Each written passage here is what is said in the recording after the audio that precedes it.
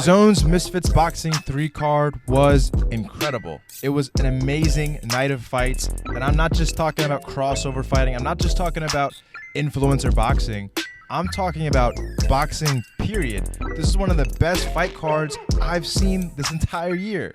I mean, from top to bottom, we saw amazing fights. We saw knockouts. We saw a couple rough, rugged wars. And in the main event, we saw what, in my opinion, has to be in the conversation of fight of the year. What's up, fight fans? In today's video, I'll be talking all about Dazn's Misfits Boxing 3 card and giving my thoughts on the main event for Dazn's Misfits Boxing 4 headlined by KSI versus Dazn. So let's get right into it. Like I said, this was an amazing night of fights. I think the reason this fight card was so good is because we're starting to see Dazn and Misfits pack the card with more guys with more experience. And even a lot of the influencers who are new to boxing are starting to get a lot of fights under their belt, and they're starting to show their experience. But I personally love how they're introducing guys that have a combat sports background into the crossover boxing scene. Guys like Josh Bruckner, who's fought in MMA and has had a boxing match before this, absolutely destroyed Chase Demore, kind of showing a lot of the casual fans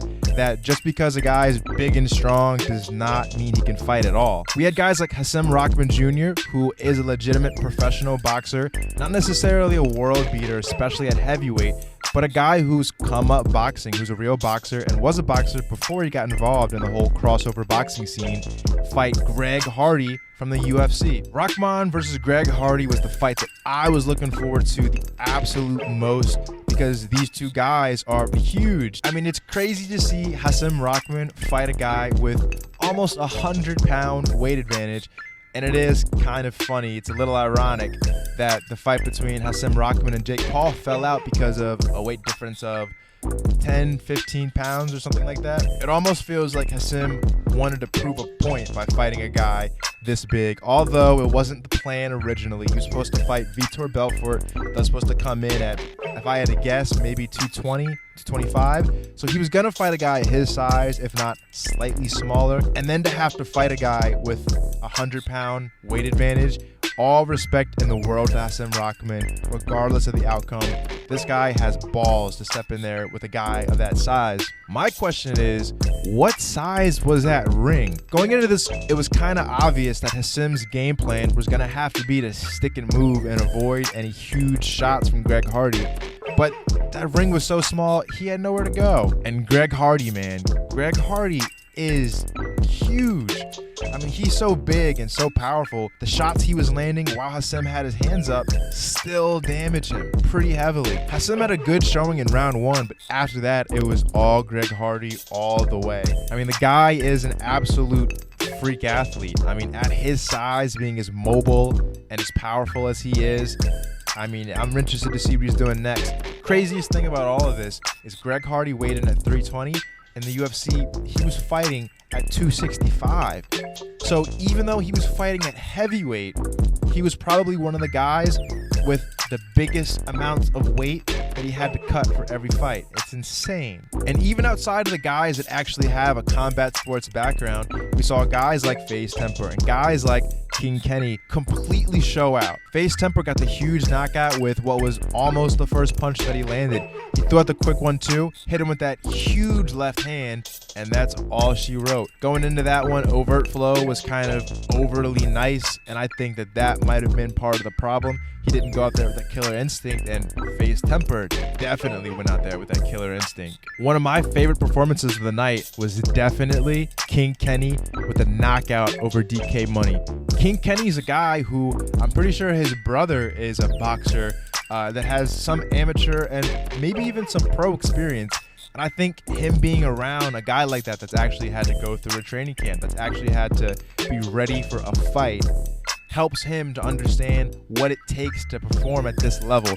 And we're definitely seeing him level up in every single one of his fights. King Kenny has a great jab, he's great at managing distance, and for a guy at his level, his movement looks beautiful. He landed that huge looping right hand, followed up by that straight right down the pipe to knock out DK Money. I'm interested to see what King Kenny does next. I mean, we got to keep raising the bar. This guy's got to get better competition in there. And then the main event was absolutely insane. Dean the Great versus Waleed. This fight was awesome. There was a lot of beef going into this fight. Dean the Great kind of taking some personal shots at Waleed, talking about his sister. You have a guy in Waleed that has an amateur boxing background, even won a couple Golden Gloves competitions.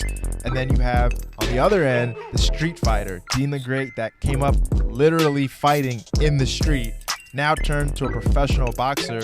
This was a very interesting matchup, and I gotta give a lot of props to the matchmakers here because the amount of talent in that ring was absurd. It's by far the most talent I think we've seen in the ring for any of these crossover boxing matches. They looked very evenly matched. Waleed, having the amateur experience, definitely showed in this fight. He looked to be a little bit faster and to be a little bit better technically than Dean the Great. Waleed found a home for his left hook very early on, and we saw in the second round with that 2-3, he was able to knock Dean the Great down, and then later in the same round, landed the huge right hand that put Dean down again.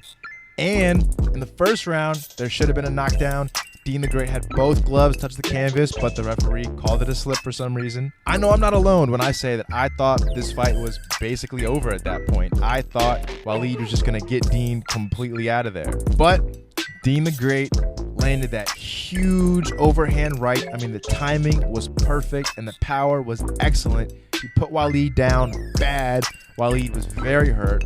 And that was it. That was the end of the fight. Some people are saying that the stoppage was a little questionable, and I completely understand how you could say that. Waleed did get back up, but he turned his back to the ref, and you just plain can't do that. He's a young guy that doesn't have a lot of experience, so he probably just didn't know, which is kind of sad, but he definitely looked pretty hurt, and I think if that fight goes on, there's a good chance that he continues to get hurt. But this fight was absolutely amazing. Todd Grisham, when calling this fight live, I think he said it best.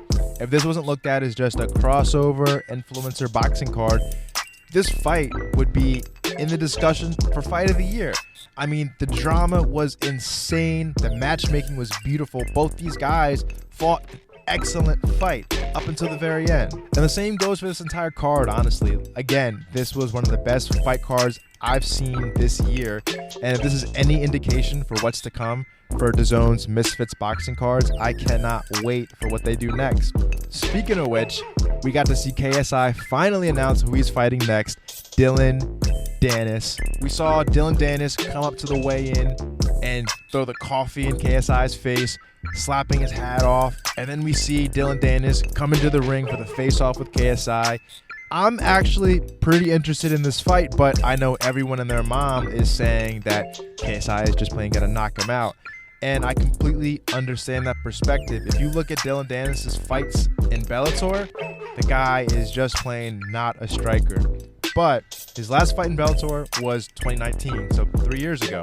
If the guy is smart, which, I mean, you know, but if he has been smart, he's been training his boxing. I mean, the guy's been talking about these YouTube boxers for years now. If he's been in the gym this entire time, getting in those boxing rounds, he is, at the end of the day, a fighter. He has the heart of a fighter. He knows how to, you know, he's taken damage in a fight before. If he's been working hard on his striking, I would love to see Dillon Danis come out there and actually look good. I mean, that would be very surprising. Imagine he comes out there and actually looks like a boxer. But in all honesty, in reality, that is probably not the case. Dillon Danis is probably going to come out there with very little experience in pure boxing, and he's probably going to get knocked out. I saw him say in an interview after the fights that he doesn't need to train for KSI.